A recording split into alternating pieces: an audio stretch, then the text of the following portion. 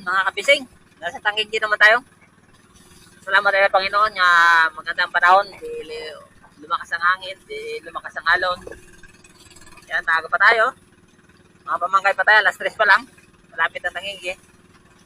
Sakto makariya tayo mga alas 3:15 o alas 3:10. Alas 3:15, kariya na tayo. Yan. Ano muna tayo sa pain natin. Yan, mga ulo lang yan. Yung mga tira ng ano ko, pinangpapain natin sa kitang. Ayan. Yan, samahan nyo ako sa kapag-kunagat mga kabising. Mahiling naman po kami ng tulong sa pag-manood sa aking vlog, pag-share sa aking vlog mga kabising. Ito'y panagat lamang mga hanap buhay ko.